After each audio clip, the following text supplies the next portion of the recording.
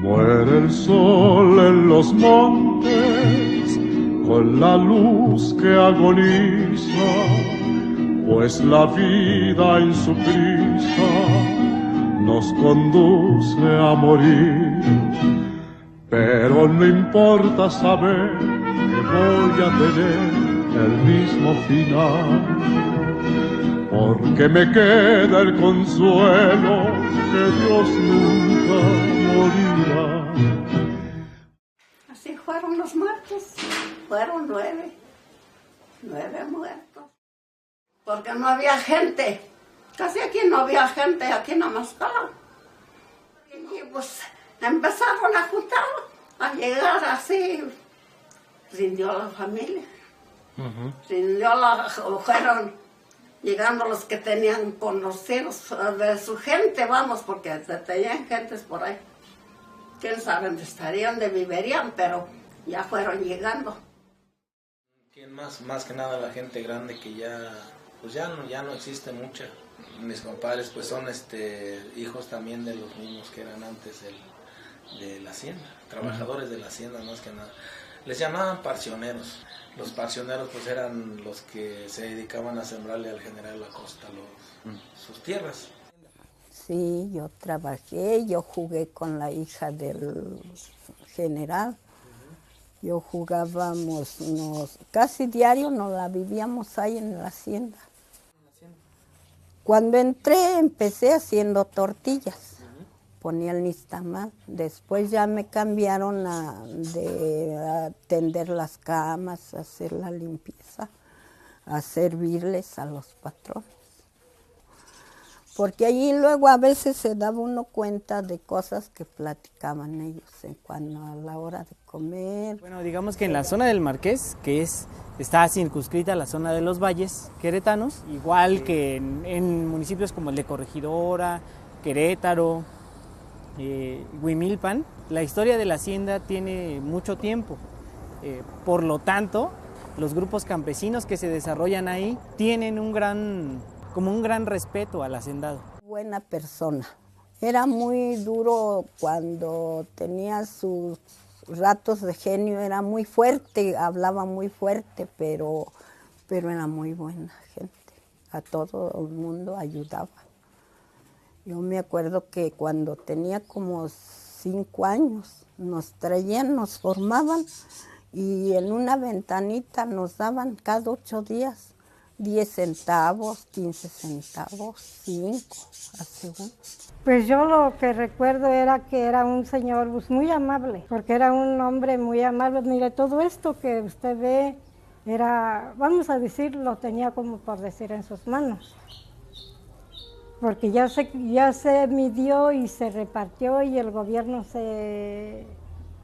vamos a decir, no lo vendió a muy bajo precio. Pero antes de eso, el general repartía. Todo el mundo vivía aquí, sin pagar, sin nada. No había que pagar previo ni nada, éramos libres. Al cosechar, usted recogía todo. Pero les daba, vamos a decir, cada 8 días su ración. Que el hacendado en la zona de Querétaro, igual que en la zona de Puebla, les debe de dar una especie que le llaman dotación o una habilitación a los grupos, a los trabajadores de ahí. Esto le representa a grupos campesinos, pues, sobre todo su existencia. La habilitación es una especie como de pago no en moneda, sino en especie de granos de maíz previo a, digamos, el trabajo. ¿Cómo vamos a asegurar el trabajo? Bueno, pues me da ciertos granos, yo puedo comer en ese momento y después inicio mi trabajo. Aquí el hacendado queretano pues es muy bueno porque además la habilitación se les otorga también una especie de proporción de dinero. Aquí el trabajador queretano no es propiamente explotado ni obligado a trabajar, sino que el trabajador de la zona de los valles, sobre todo, es un trabajador que por él mismo se va a ocupar dentro de la hacienda. Cuando acabe de piscar, vino el rico y lo partió. Todo mi maíz se llevó, ni pa' comer me dejó. Me presenta aquí la cuenta, aquí debes 20 pesos de la renta de unos bueyes, 5 pesos de magueyes, una nega, 3 cuartillos de frijol que te prestamos, una nega, 3 cuartillos de maíz que te habilitamos, 5 pesos de unas fundas, 7 pesos de cigarros, 6 pesos no sé de qué.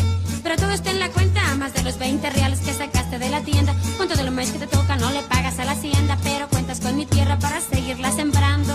Ahora vete a trabajar pa' que sigas abonando. Nomás me quedé pensando, sacudiendo mi cobija. El reparto entonces en esas zonas, digamos, de la zona de los valles, es totalmente distinto a otras zonas de México. El reparto agrario de la zona del Marqués y la zona de San Juan del Río, Corregidora, Huimilpan, se da principalmente por una organización, como lo decía antes, de agraristas o comunidades agrarias que organiza Saturnino Osornio. Me comentaban mis abuelos que cuando empezaron a invitar gente para repartirles tierras, pues fue cuando llegaron los cristeros y empezaron a matar gente. Entonces había 3 señores también, 3 señores. Y le digo que esos señores anduvieron juntando gente, anduvieron juntando a la gente, porque le digo, ¿quieres entrar al ejido? Dice que nos van a repartir las tierras. Así le decían. Yo oía porque luego estaban con mi papá. Y empiezan ellos mismos a organizarse en el reparto agrario para solicitar tierras dentro del reparto agrario cuando ingresa a la presidencia Lázaro Cárdenas. Porque cuando empezaron a pedir las tierras, los hacendados, por lo regular no les convenía porque se las quitaban a ellos para darles al ejido. Y entonces le dicen que los patrones fueron los que les pagaban a los mentados cristeros. Los echaron para que ellos mataran a las personas que andaban encabezándolos. Eso, de la reforma agraria, algo así. Mire, yo creo que ahora se puede hablar más ampliamente que antes, porque entonces no se hablaba, porque como estábamos bajo el dominio de los ricos, de los terratenientes, de los patrones, no se podía hablar. Lo que pasó que cuando los ricos se dieron cuenta de que se andaban formando grupos, ellos mismos formaron otros grupos de su gente, porque la gente, ellos tenían mucha gente de su parte, y ellos saben que fulano y sutano se andan formando en grupo, y bueno, y vamos a darles un escarmiento. Yo para mí fue un hombre, pues buena gente, que los que mentaban ahí que habían levantado la gente en contra del ejido eran otros nombres, era que un mentado Melesio. Y hubo mucho terreno que le fueron quitando al general. Eso platicaba mi papá. Cuando decía que pues ya andaban los del ejido queriendo entrar, inclusive pues hubo muertos por parte de los que andaban quitando el ejido, haciendo el ejido más que nada. Entonces, para la década de los 30, del 34 al 40, muchos grupos empiezan a tener conflictos entre ellos. ¿Qué quiere decir? Que incluso entre familiares, ¿no? Muchos grupos que ven oportuno, que ven como si la hacienda se fuera a terminar y ven como única oportunidad la toma de las tierras, pues lo hacen. Y aquellos grupos que consideran al hacendado como que tienen mucho respeto al hacendado y que sobre todo son trabajadores de confianza y que además, digámoslo así, son una especie, tienen una relación más allá del mero trabajo, pues muchos de ellos no están conformes con el reparto agrario y de hecho hasta lo ven como mal, que mucha gente le quite la propiedad privada o la propiedad que ha trabajado o que ha sido parte de una familia, lo ven mal. Por lo tanto, muchos de los trabajadores o muchos de los grupos trabajadores de las haciendas se empiezan a dividir. Y esto a partir de la década de los del 36 más o menos, de 1936 hasta 1900 más o menos 41, 42, empiezan a haber enfrentamientos brutales. Simplemente en Nomascala ahí están las 9 viudas que están, 9 gentes que murieron en un sábado de gloria. Y luego el día sábado, ya ve que se usaba que decían que se abría la gloria el día sábado. Mi mamá llegó el día sábado aquí, en la mañana. Y mi papá solito, estaba solito en su casita. Y cuando dice que él, cuando vinieron esos señores, que dice que vinieron, sabe Dios, de eso sí no me di cuenta, pero sí me di cuenta cómo fue. Cuando eso, porque les cayeron, decían que un sábado de gloria les habían caído. Y yo allí, tenía una hija chiquita, y estaba yo, ya empezaba a aclarecer. No, yo aquí con mi muchachita, estaba ya sentada, pero ya sé, pasó un día a caballo, ahí por el río donde vivíamos. Y él acostado, mi esposo acostado. Y luego le digo yo, oye, le digo, por ahí va un día a caballo, pero volado, le digo.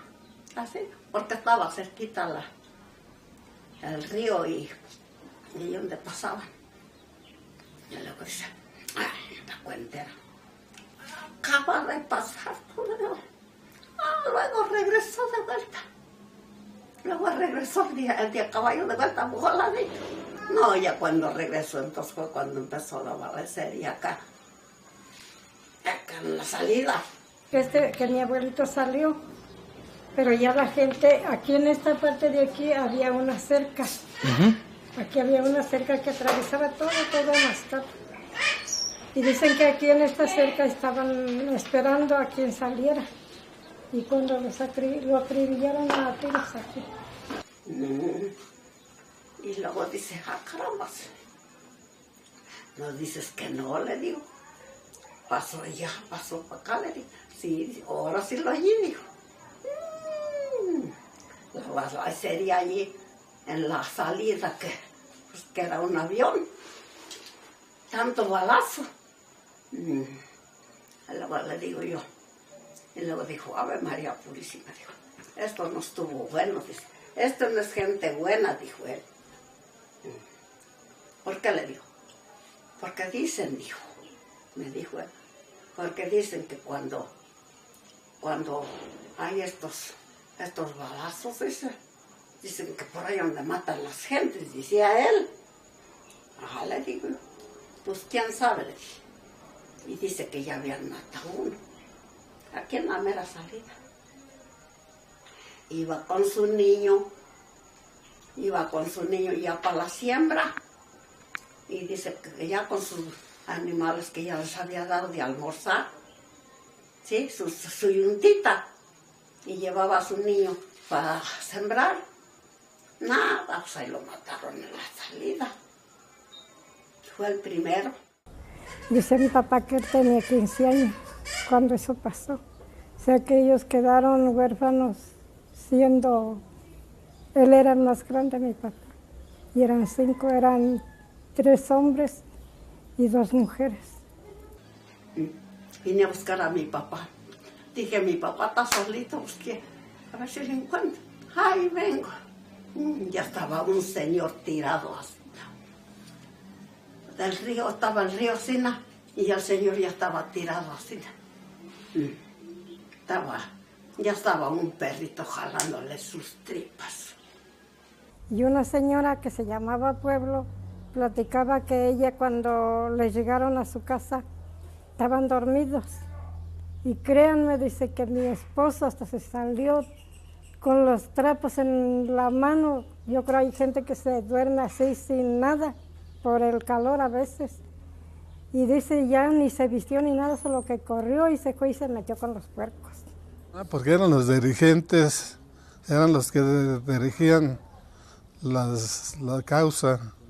Sí, todos eran los que invitaban, los que andaban haciendo las promociones en los demás y por esa razón. No, ya luego pagaron los balazos. Y que no había de decir que ya estaba el señor allí muerto.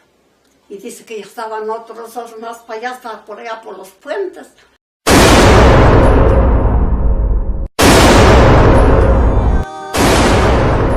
Luchando por nuestro anhelo, murieron muchos hermanos, que Dios los tenga en el cielo. Voy a empezar a cantarles la canción del agrarista. Les diré muchas verdades, señores capitalistas. Ay, ay, ay. Aquí hay un punto a debatir, ¿no? Muchas veces se cree que muchos grupos que atacan a los grupos organizados que piden tierras, conocidos como guardias blancas, eran pagados por los hacendados. En el caso de Querétaro, no tenemos una información tan certera para hablar como una especie de pago.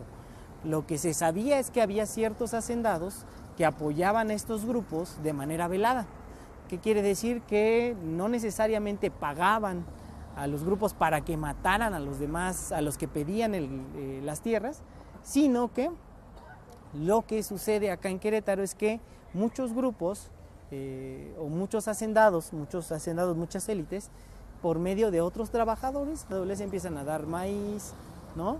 Esto hace que los grupos que están levantados en armas y que están faccionados, una facción sobre todo conocida en la zona del Marqués y en la zona de Corregidora y Huimilpan como los apatronados, sea apoyada por las élites hacendarias.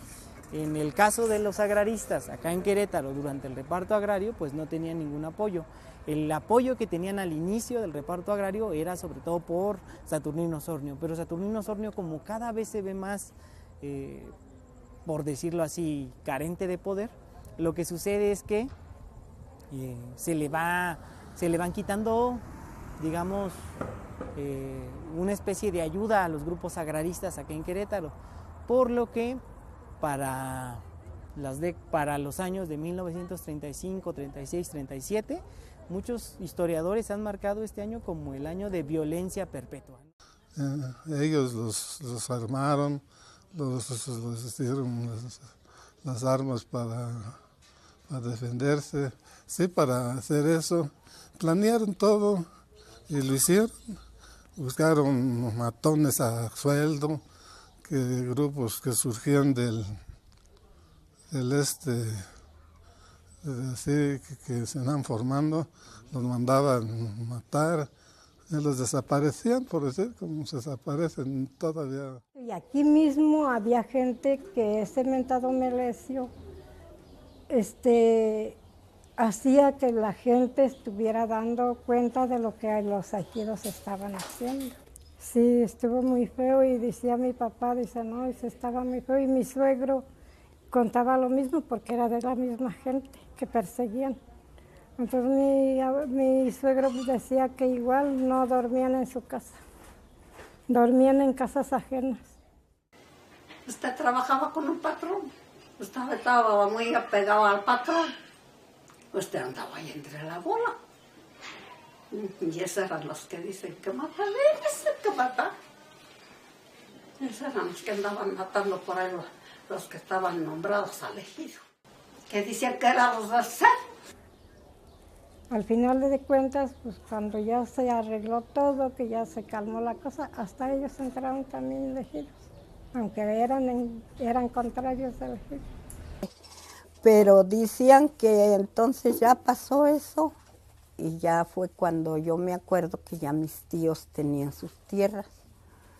Y de allí pues ya anduvo todo el ejido, porque se juntó, como no había muchos, tenían miedo entrarle al ejido, entonces no había mucha gente que quisiera entrar al ejido. Y entonces el gobierno les empezó a repartir. No sé qué gobernante fue que empezó a repartir las tierras. Y por eso, entonces los vamos a decir, los apatronados, eran los que perseguían a estas personas, porque de hecho trabajaban con apatronados, pero cuando esto se movió, se salieron mucho de estar con los apatronados y se fueron con el, vamos a decir, para ser ejidos, no sé cómo sería eso.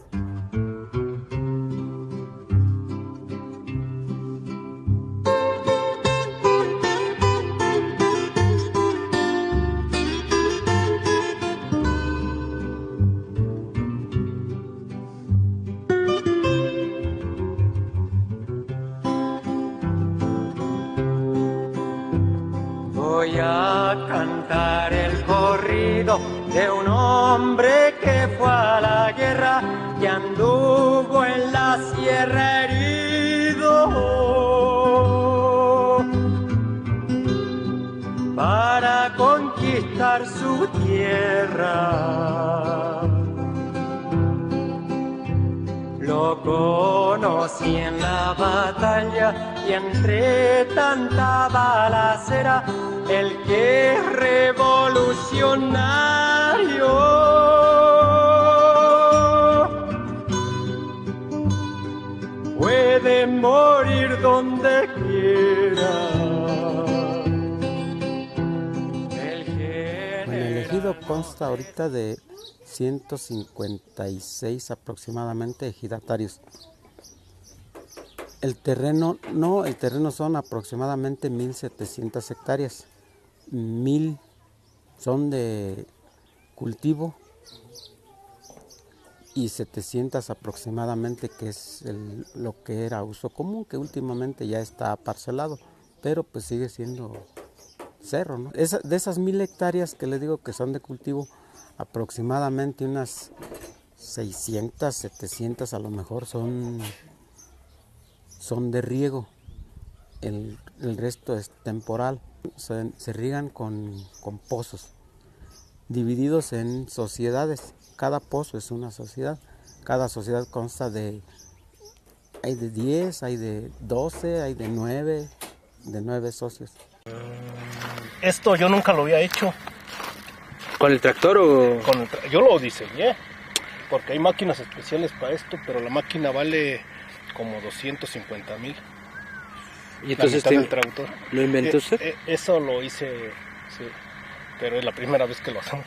No sabemos cómo va a funcionar. De hecho, ya vi que la semilla está aquí. O sea, no había bronca. O sea, al menos la profundidad sí lo dio. Como unos 6 centímetros. Ando haciendo, bueno, ahorita andamos sembrando. Es la primera vez que yo voy a sembrar y regar con goteo, porque ya también el agua pues ya es muy escasa. A mí me gusta mucho la agricultura, me fascina. Yo tengo 35 años en esto. Tenía como unos 10 años que empecé con mi papá aquí en la sociedad, cuando iniciaban todos los socios. Todos se juntaban, era una sociedad buena, porque todos ellos trabajaban en conjunto. Después de las cosas ya no se fueron dando y se desapartaron. De primero iniciaron con puro maíz tradicional. En aquellos tiempos aventaban lo que era sorgo, trigo, cebada y maíz. Ahorita va cambiando las cosas. Ya la mayor parte de los socios originales pues ya fallecieron. Ahorita se renta la mayor parte de la sociedad. Mi suegro tenía su tierra, que fue el que anduvo en esa lucha. Y ahorita ya se la dejó a mi esposo. Y luego dice mi esposo, hay que venderla. Le digo a mi esposo, no, yo no quiero que vendas. Pero ¿para qué la queremos? Pues que se le quede a alguien que le guste trabajar. El día que ya no puedas, pues la rentas y que te la trabajen y así. Y ojalá y uno de tus nietos le guste ser agricultor y haga lo mismo que tú. A mí no me gustaría que cayera en manos de un dueño que ya, porque ya por ahí donde quiera que tienen, que vendieron, ya está todo circulado, ya no tiene uno, ¿cómo decir?, libertad. Mire, la tierra, si la trabaja uno, da. Si no la trabaja uno, pues no da nada. Lamentablemente las cosas en la agricultura no se han estado dando, o a muchos no se les está dando y fue por eso que ya la mayor parte decide mejor rentarlas o vender sus terrenos. Los jóvenes, en vez de ir a trabajar allá, quieren irse mejor a las empresas, porque ahí cada 8 días, aunque sea poco, pero están ganando. Vienen sus repartos de utilidades, vienen sus aguinaldos y agarran su buen dinero. Últimamente se dan casos que alguien que fallece, algún titular, que es ejidatario y es titular, fallece y deja a una persona que está trabajando en la empresa, lo deja como sucesor. El sucesor viene, arregla sus documentos, que será 1 año para que arregle todo bien, y al año dice: yo lo vendo porque yo aquí no me mantengo. Es que hay diferente forma, como quieras, la tierra. Bien sabemos que si no hubiera agricultura, nosotros no estaríamos en la tierra. Es que va dependiendo qué cariño tú le tomes a tus terrenos. Hay señoras que ya no quieren saber nada de la agricultura porque hubo momentos que los dejaron endeudados. Es por eso que también ya venden, pero a nosotros en la familia nos ha ido bien y nosotros sí le tenemos cariño al terreno porque de allí hemos hecho cosas, nos mantenemos, somos una familia que estamos unida y nos gusta trabajarla. Hay familias que te digo por necesidad, enfermedad, o ya no están los hombres que en su momento la trabajaban, pues ya no es lo mismo. Porque antes entraba uno para acá, era uno libre, hasta el cerro, para acá, ¿verdad? Libre. Ahorita si usted va, ya está cercado aquí, ya está cercado acá y ya está acá y yo ya me siento así. Aquí hace falta que la gente, los jóvenes, le pongan más interés al campo. Ahorita es más fácil para las señoras rentarlas porque ya no pueden trabajarla, o en un caso venderla si hay una necesidad de una enfermedad, que tampoco hay los recursos. Que ya pasó a manos de gente que no tiene interés en trabajar. Todas las tierras que se venden, muy pocas son para la agricultura. La mayor parte le van dando el cambio de uso. En el futuro creo que no va a desaparecer el ejido, pero va a cambiar. Los gente de un poquito de recursos más se van a adueñar de lo que es de nosotros y lo van a seguir usando como ejido, porque el ejido yo pienso que no desaparece, simplemente se va a desvanecer, se va a bajar. Yo quisiera, le digo y le pido mucho a Dios, que nunca se venda. Le digo, ¿sabes qué? Si llegaran a vender el cerro y tú vendieras la tierra, casi me muero del dolor. Que lo que mi padre o todos los que fallecieron o los que sufrieron en ese tiempo para tener lo que ahorita está, se lo echen nomás. Pues le digo, yo no quisiera que se terminara el ejido. Decía mi papá, tiene como 1 año o 2 años que falleció. Y yo no quiero, hijas, decía, que mi tierra se venda. Yo quiero que pase de generación en generación esta tierra. ¿Por qué? Porque me costó quedarme solo, sin mi padre. Quedarme huérfano, a luchar yo solo. De 15 años, hacerme yo responsable de mi mamá y de mis 4 hermanos. Que los jóvenes que están heredando parcelas de los señores mayores que nos estamos yendo, que le tengan amor a la parcela, que la cuiden, porque el ejido a los 100 años está desvaneciéndose mucho.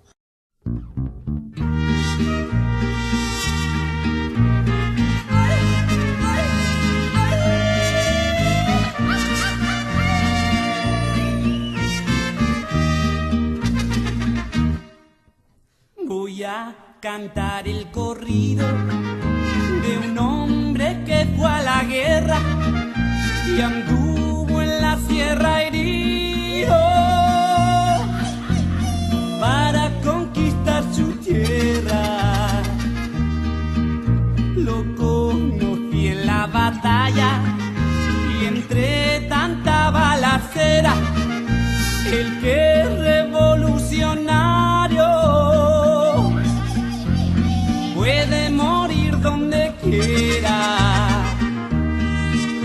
El general nos decía, peleen con mucho valor, les vamos a dar parcela cuando haya repartición. No olvidaremos el valor de Víctor Jara, dando la cara siempre a la represión. Le cortaron sus dedos y su lengua y hasta la muerte gritó revolución.